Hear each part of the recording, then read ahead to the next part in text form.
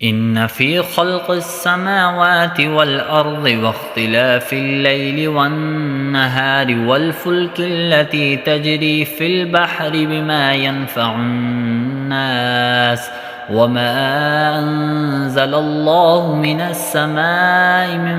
ماء فأحيا به الأرض بعد موتها وبث فيها من كل دابة وتصريف الرياح والسحاب المسخر بين السماء والأرض لآيات لقوم يعقلون۔ بے شک آسمان اور زمینوں کی تخلیق میں، رات دن کے لگاتار آنے جانے میں، ان کشتیوں میں جو لوگوں کے فائدے کا سامان لے کر سمندر میں تیرتی ہیں، اس پانی میں جو اللہ نے آسمان سے اتارا اور اس کے ذریعے زمین کو اس کے مردہ ہو جانے کے بعد زندگی بخشی، اور اس میں ہر قسم کے جانور پھیلا دیے، اور ہواؤں کی گردش میں اور ان بادلوں میں جو آسمان اور زمین کے درمیان تابعدار بن کر کام میں لگے ہوئے ہیں، ان لوگوں کے لیے نشانیاں ہی نشانیاں ہیں جو اپنی عقل سے کام لیتے ہیں۔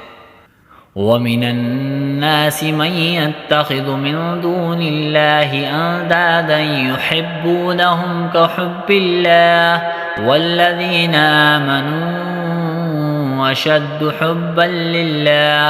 وَلَوْ يَرَى الَّذِينَ ظَلَمُوا إِذْ يَرَوْنَ الْعَذَابَ أَنَّ الْقُوَّةَ لِلَّهِ جَمِيعًا وَأَنَّ اللَّهَ شَدِيدُ الْعَذَابِ۔ اس کے باوجود لوگوں میں کچھ وہ بھی ہیں جو اللہ کے علاوہ دوسروں کو اس کی خدائی میں اس طرح شریک قرار دیتے ہیں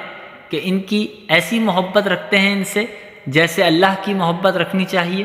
اور جو لوگ ایمان لا چکے ہیں وہ اللہ ہی سے سب سے زیادہ محبت رکھتے ہیں، اور کاش کہ یہ ظالم جب دنیا میں کوئی تکلیف دیتے ہیں اسی وقت یہ سمجھ لیا کریں کہ تمام تر طاقت اللہ ہی کو حاصل ہے، اور یہ کہ اللہ کا عذاب آخرت میں اس وقت کا بڑا سخت ہوگا۔